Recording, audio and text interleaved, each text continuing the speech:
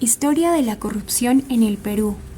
Hoy desarrollaremos el capítulo 5 denominado Dictadores Venales y Pactos Secretos por Helen Olenka Rodríguez Aucacusi, Ruth Catherine Durán Mesa, Morelia Urce Pacozonco, Juan José Mamani Quispe, Claudia Huiza Cáceres, Alexandra Canocoa.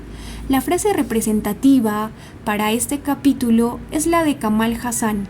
Cuando no tomas una postura en contra de la corrupción, tácitamente la apoyas. Así que acompáñanos y no te pierdas de este capítulo.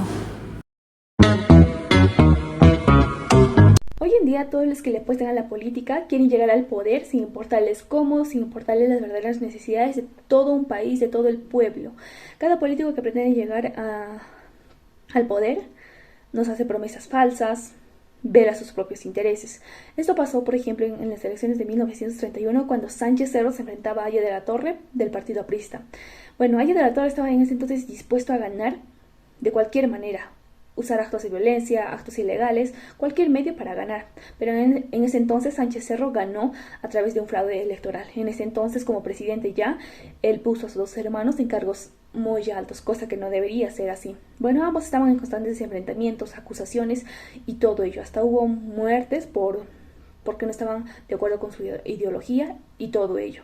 Cada uno con sus beneficios propios. Por ejemplo, el partido Leguía apoyaba al APRA solo porque eran archienemigos de Sánchez Cerro, nada más ello. Entonces es indignante que hasta el día de hoy sigamos viviendo lo mismo y que nada haya cambiado y que todo esté empeorando cada vez más. Como dice en el texto, hace quedar en ridículo a nuestro querido Perú frente al mundo que sigamos con eso de la corrupción. Bueno, es reflexión de cada uno de nosotros como profesionales. En la restauración de Benavides vemos que este es un personaje militar que se introdujo en la política peruana para dar fin al mandato de Cerro. Primeramente, esto no debió de haber ocurrido, ya que la constitución política de ese año no permitía que los militares en función tomasen algún cargo público.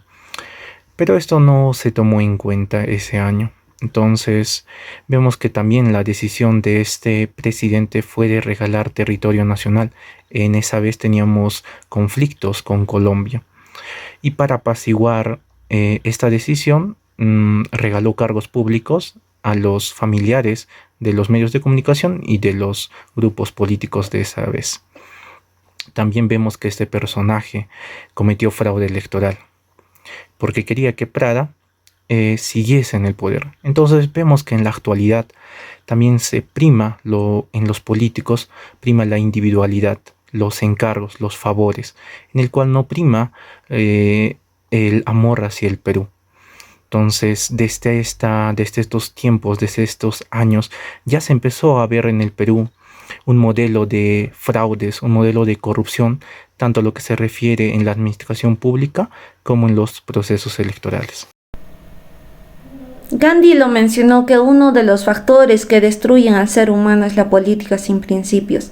Es como tal, ¿no?, que la política actual carece de principios, valores. Es una cultura política infestada solo por la corrupción, la desconfianza, y donde cambiarse de partido político solo obedece a las oportunidades electorales. Es más, gran parte de los partidos políticos de nuestro país son poco democráticos. Y citando a Maquiavelo, en el fondo, solo luchan por alcanzar el poder y una vez conseguido, mantenerse en él a toda costa. Es la política de oportunistas. Y para un oportunista, lo más relevante solo es llegar más y más alto sin importar quiénes y cuántos queden en el camino. Es una filosofía de vida que ellos manejan porque son capaces además de poder seducir a propios extraños a fin de conseguir sus objetivos.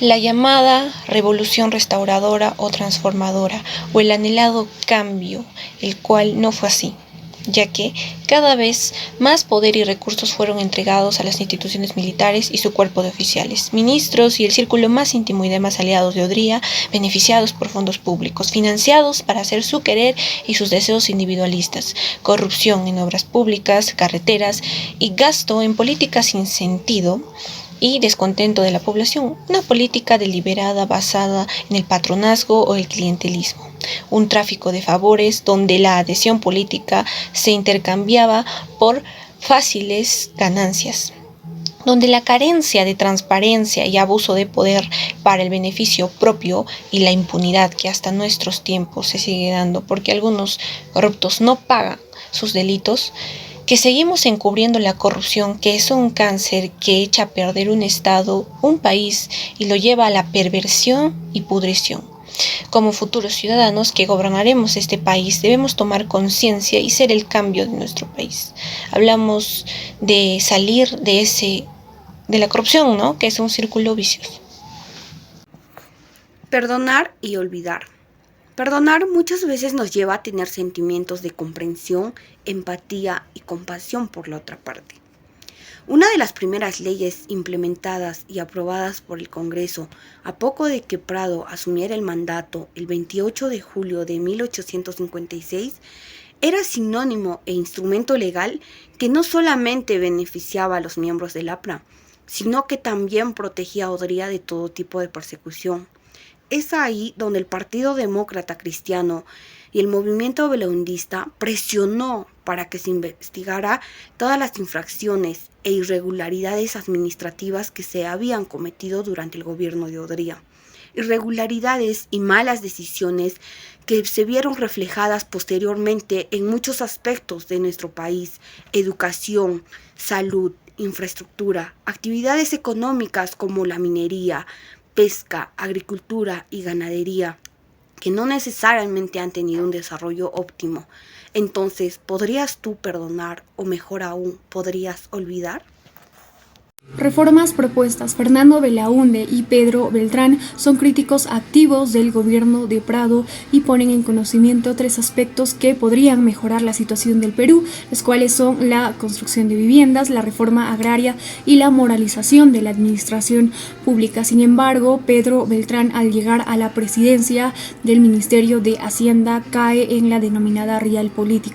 El diario El Comercio es quien pone en conocimiento de la población estos actos corruptos e inmorales, como es el caso de Luis Arteta, o la más alarmante, que consta de la malversación del 65% de los fondos provenientes de fuentes externas que estaban destinadas a la construcción de carreteras y ayuda humanitaria. Sumado a ello, Brea y Pariñas y los demás actos alarmantes. Todo ello marca el fracaso de la reforma nacional, que termina con el arresto del presidente Prado.